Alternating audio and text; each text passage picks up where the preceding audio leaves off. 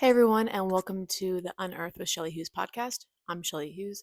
We have a solo cast today, and we're going to be chatting a lot about marketing and why your marketing might not work. So, this is Unearth. We unearth all the good, the bad, and the ugly of business and marketing. We really go through lessons learned, mistakes, wins, either through my business and businesses, or if I bring someone on and we can chat with them as well. So today we're talking about the 5 reasons why your marketing doesn't work. The first one is, a lot of times I see when clients come to us and they are saying, my marketing just isn't working, it's usually because they don't have marketing leadership.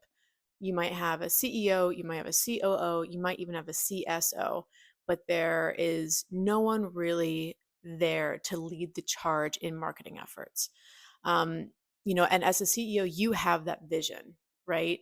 But if you have some associate individuals on your team, maybe a social media manager, something like that, if they don't have someone to really give them good structure, social media isn't going to show that ROI, right? As a CEO, as a COO, you don't have the capacity, nor really is it your job to have that vision or your strength to have that vision and that direction, that C-suite leadership for marketing.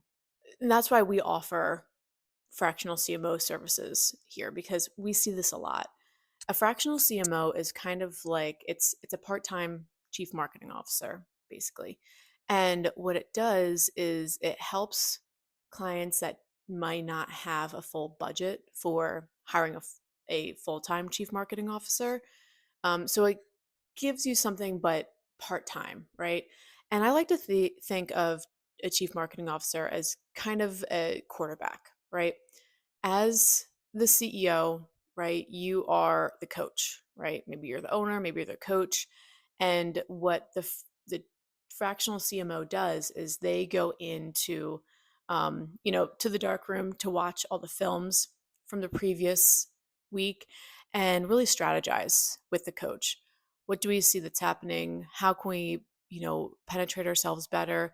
What are some of the weaknesses? What are some of the gaps that we're seeing from competitors, from our opponent? And what that chief marketing officer does is it takes the goals that the coach has, it really studies and strategizes what marketing has to do, and then it will talk to the rest of the team about execution and be kind of the leader in that execution.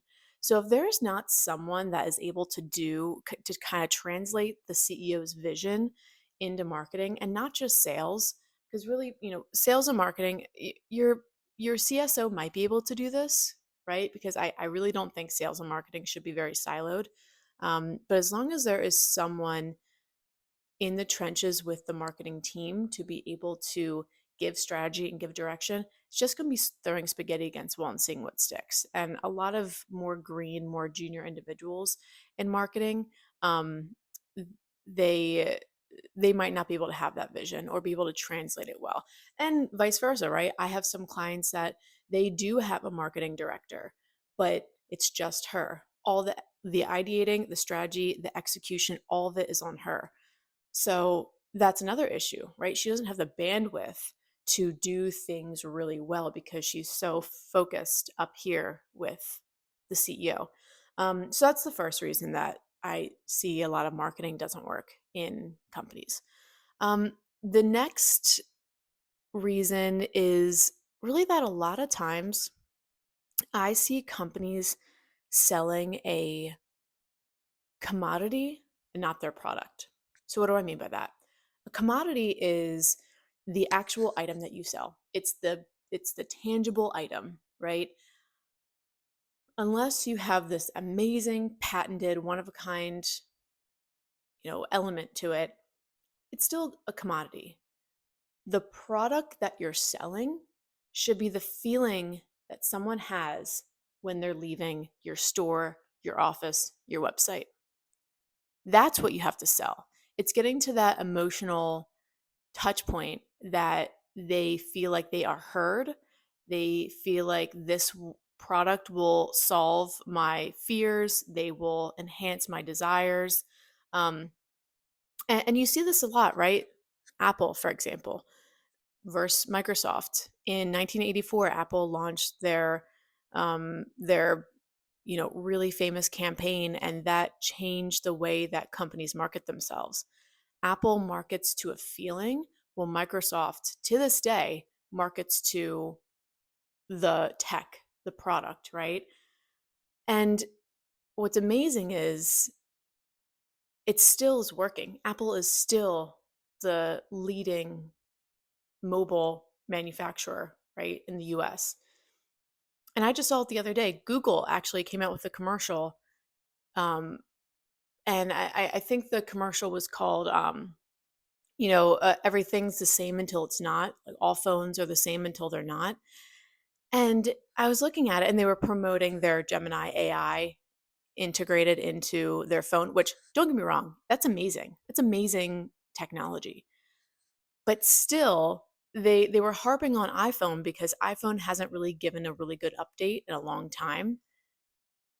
And still, I don't know if their sales are going to go up very much because they're still harping on the tech behind what they do, the hardware behind what they do, the software behind what they do, and not that feeling that someone gets. There's a lot of other good examples of this out there, which maybe I'll do some reels on in the future.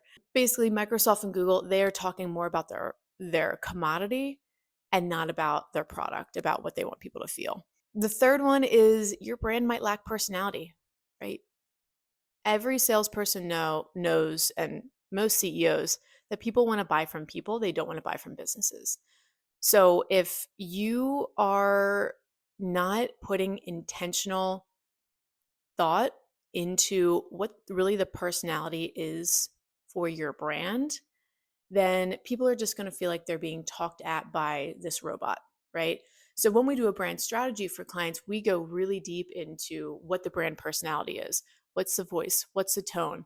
We ask really interesting questions to try to get into that because a lot of times CEOs and marketing directors, they're so ingrained in the day to day for their brand that it's really hard for them to step back and say, this is the personality. A lot of people will say, oh, we stand for integrity. We want to be trustworthy. Of course, every brand wants to feel like they wants other people to perceive them as trustworthy, has a lot of integrity, right? These are very common. So to help clients dig a little bit deeper into what their brand personality is, I'll ask them really interesting questions. So one question is like, if your brand were going to a party, what would it be? What would it smell like? What would you see? What would it taste like?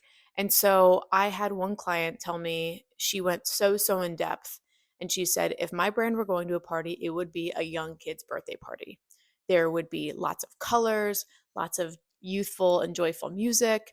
It would taste like, you know, blue icing, and it would smell like icing. It would smell like cake. And she went so deep. They would had confetti. She went so deep into what this looked like, but at the same time, she said it was still a chaperoned party, right? So people still felt safe dropping their kids off, but it was just this really joyful thing. And we were able to take that concept and turn it into, okay, now we know exactly what she's talking about. But if she said, hey, I want playful, I want joyful, it's lots of common words that people use.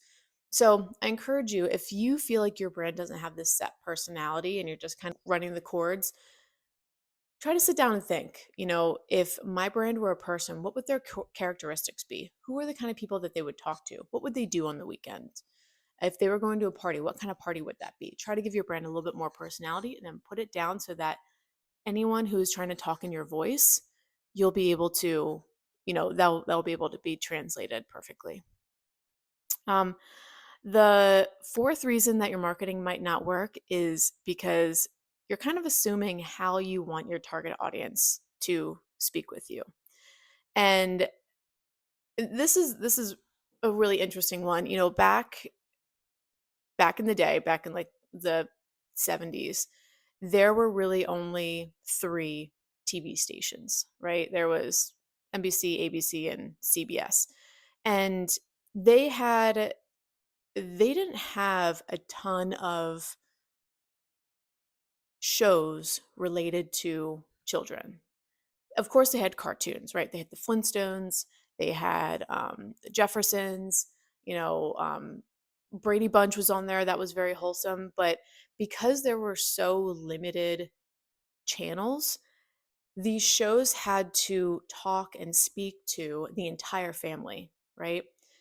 But then in 1979, Nickelodeon launched.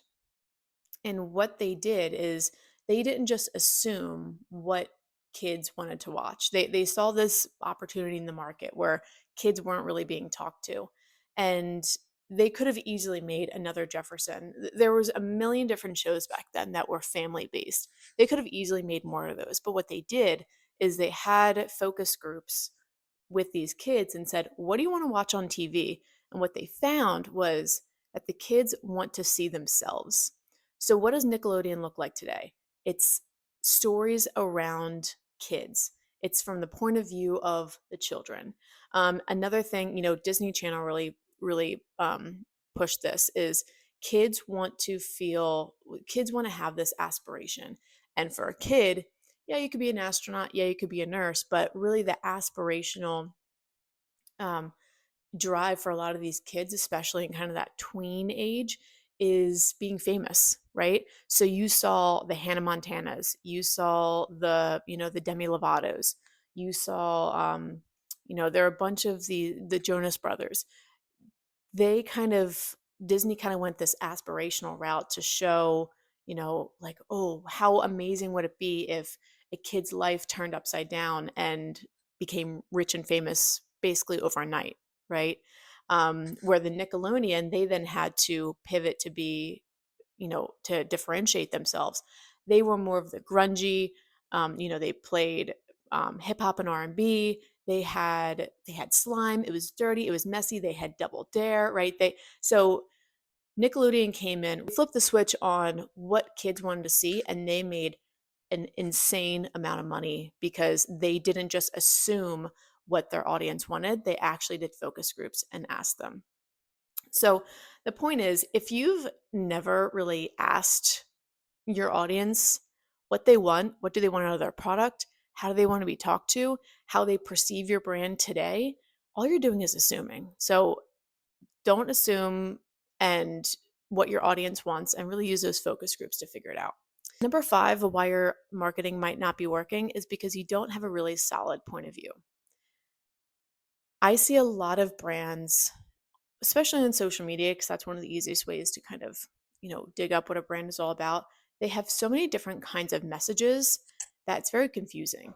And so, what I recommend for clients is pick one point of view, pick one opinion that you have. And maybe it's an opinion that um, of something that you don't agree with in the industry, right? Maybe something in the industry, it's not up to your standards.